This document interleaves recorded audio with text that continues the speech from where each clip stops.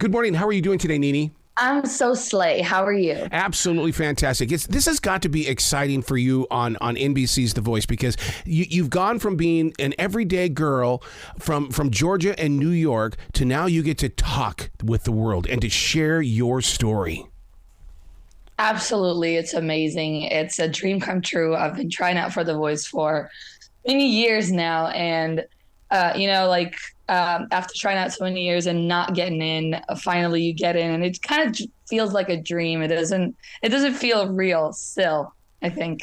Well, to have that perseverance. I mean, so many people, they hear the word no and they say, okay, I'm going to go get a job at 7-Eleven. And it's like, wait a second, you're brilliant with your singing. Why don't you just get in there and try again? I know. And I've definitely had different jobs like that. Maybe not in 7-Eleven, but other stores. And I've driven rideshare and I've been a waitress all these years that I've been in the United States. But you're so right. Like, you got to keep trying and you got to keep grinding and you got to keep doing it. And eventually you'll get it. And I think I'm a perfect example for that. And I'm not the only one on the show that has been told no, and they kept trying and they got to the places they wanted to get. So yay. You know what, you were talking about doing those odd jobs such as rideshare and things. To me, that was your opportunity to be the student, because I always think about who was receiving your energy in that day and what would their day have been like if you were not part of it. So I don't see odd jobs as odd jobs. I see that as a calling to go out there and do something with those that could be in your audience in the future. Yeah, absolutely. Absolutely. I don't know if they're going to remember me at all, actually, but I don't know if they even paid attention to like who was their driver, but maybe one or two people that I actually got to have a conversation with in the car. Maybe they'll see me and they'll recognize me. They'll be like, oh, that girl was driver. when you perform, or if you've been in the recording studio, do you find yourself thinking about who is going to get that music? Because in radio, they ask us to put pictures in front of us. They ask us to think one-on-one, to always be aware that listeners are out there. Do you do that as a musician as well? I don't think I do that. I don't know. I think when I record or when I write, it's not for a specific audience. I think people can get into it like no matter what genre they listen to, or I think it's more about feelings that they get listening to my song rather than like, oh, like if I listen to jazz, let's say, I'm not going to listen to this girl. I think one thing that I like about myself is that I put a lot of feeling into my music, mm-hmm. and that people can connect no matter age and sex, or like anybody can get into it.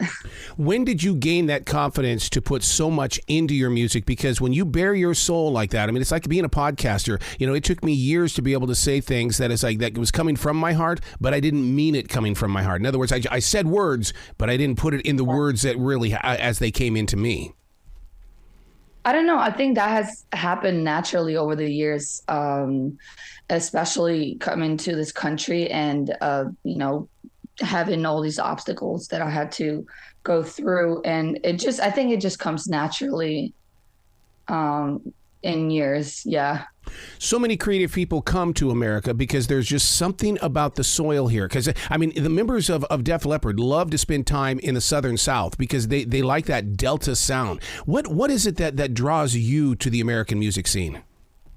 I think American music, period, because I grew up listening to American music, and I just wanted to be one of those artists that they became those people, and I just wanted to be one of them. So definitely growing up to listening to American music made me want to come here.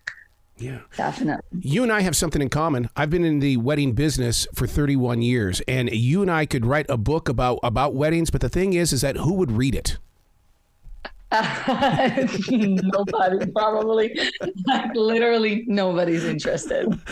But yet our experiences are a country music song. I mean, we go through so much stuff. Totally, totally. I mean, I definitely love my wedding scene, but the goal is to get out of it. But you know what, though? Don't you think it's because we have a connection with the brides and grooms? Because I became an officiant for weddings because I got tired of seeing 1, 2, 3, 4 out the door. I needed to have a story. I needed to have someone embrace. I needed tears in the front row and the back row because everybody knows who the bride and groom are. Yeah, yeah. I mean, it's a special event that you get to perform, and it's definitely beautiful to share your voice and your presence with the crowd.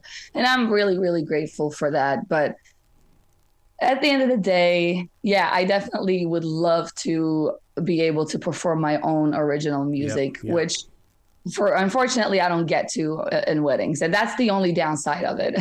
Yeah, but you know what? What's so funny is that Darius Rutger from Hootie and the Blowfish would tell you, man, you got to stay with the originals. Oh, my God, that's where the people are. Yeah, yeah, definitely, definitely. I agree. How do you deal with the modern day bridal party in the way that, hey, here's my Spotify list. Who are these people that you've got on this list? Yeah, I got them on Spotify. I don't know any of these artists. Yeah.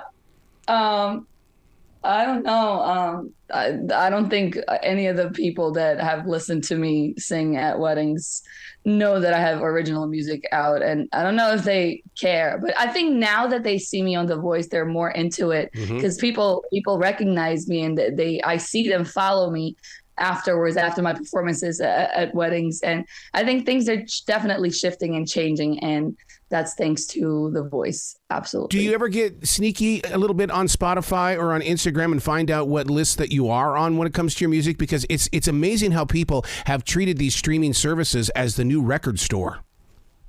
Oh, absolutely. I look at everything. I look at everything. I'm a little nosy little girl.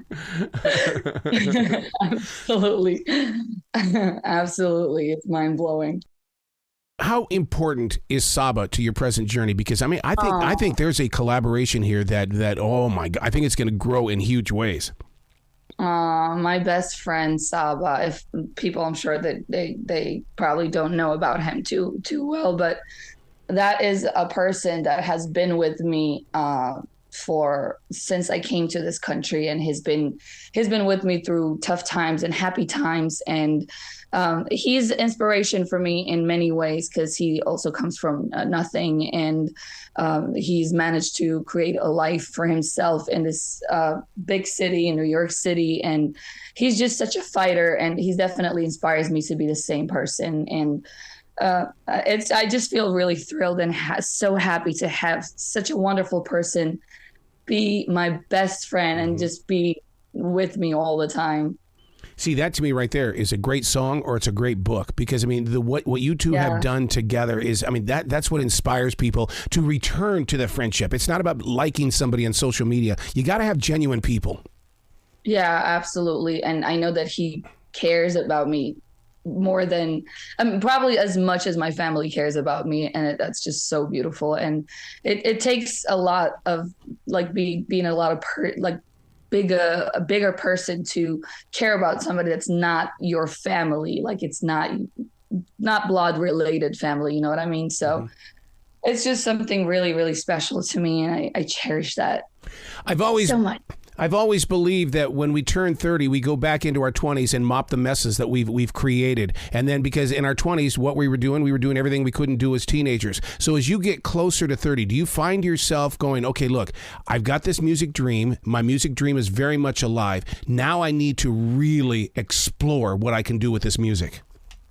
Yeah, absolutely. Except I don't like to think about my 30s yet. I don't want to be 30 yet.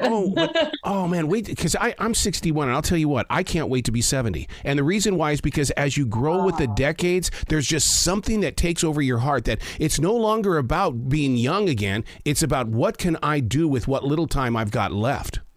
Yeah. Oh my God, you're so right. And definitely, I think I definitely don't want to be 30, but I think I'm like, okay, I don't have enough time now because, you know, music industry, especially females, I think they have very little time to start their career. And then it's it just gets narrower and narrower, your chances as you grow older. So definitely I'm just like, okay, I have very little time to do all these things that I want to do because I have a lot of plans for myself, and I just have to like make them come true. So totally. With you getting so many hits and stuff on Spotify, iHeartRadio, and TikTok, is it important for you to find your voice still on terrestrial radio? Yeah. Yeah. Yeah. Yeah. I definitely want to be on the radio. Yeah. What is it about the radio? Because so many people, because I'll tell you what's happening. I'm a broadcast instructor, and so many people, you tell them, okay, we're going to go in and we're going to work in the radio station studio. No, dude, I didn't take this because I want nothing to do with that studio. I want to make videos. No, I think I want both. Like, I want to be on the radio. I know that there's a lot of people that listen to the radio, and the more people that get to hear my song, that, I mean, I can't. That's the main goal. I want to connect with as many people as possible. So, and on the other hand, videos. Yeah, I love videos. Yeah. I think I definitely can do both, and why not? One of the things that we're learning about being a musician these days is that do everything you can to own your music, because we're all being taught a great lesson from Taylor Swift in the way of saying, if I don't own it, I'm going back into that studio to re-record it so I can own it. Yeah. I mean, so far I own all of my music, good. So we're good. Yeah, because we're good. We all have those moments inside that room with that engineer where it's like, okay, the engineer thinks that you've relinquished your energy to them so they can have a project and they can just continue building their name. But it's got to stay in the hands of those that are making the music. Yeah, especially if like most of the ideas are yours and you've put in so much work into those songs, and it's heartbreaking to see like somebody wanting to take a piece of that, you know what I mean? Like a big chunk of that too, not just a little piece of that. So it's very important to keep your songs to yourself, I guess, and own most of the shares of it. And I'm definitely lucky so far that I own all of my songs. Oh, yeah. And what is that journey like for you to be a part of this circle that's constantly moving on NBC's The Voice, meaning that we only get to see just a sliver of your guys' story, maybe a little bit of something shot that was during the week because you guys were out doing something, and then you get to perform. But you're experiencing the whole journey. Yeah. It's insane, the whole Voice journey. It's not just a musical experience. I think it's just we're put in a hotel and we live with a bunch of so many talented artists, and you grow not just as artists but as people too. You learn to like live with so many talented people, and it's like it's a competition. Mm-hmm. But you become friends with these people, so you forget about the competition in a way. And then it's just a mix of so many beautiful emotions and some nerves, definitely. It's insane. I can't even explain it like with words. It's really insane feeling. It's a lot of emotions. It reminds me so much of women's gymnastics, where you see like 12 girls that are competing for the United States, or they're with the United States, and all of a sudden one of them stands out. They're still hugging each other. They're still loving each other. They're still cheering on for each other. That's how I see The Voice as well, is that everybody is for everybody. Exactly. We grow to love each other so much that at this point, I mean, you want to win, or like you want to do well in the competition, but then you fall in love with these so many people, and you also want them to do good, and you cheer for them, and you want to see them thrive and shine. Absolutely. Wow. So where can people go to find out more about you and give you a whole lot of love? Ooh, there is not one place, but if they follow me on my social media, I post about my shows or my live streams and stuff like that. My Instagram is Nini's Music, and my TikTok is Nini Iris 1. And you can follow me there and find out things about me. Well, see, I love that about you, that you're not stuck to just one social media outlet, because to be everywhere, you've got to be everywhere. Yeah, I'm definitely everywhere. I just, because every social media, I think has their own crowd, different age group.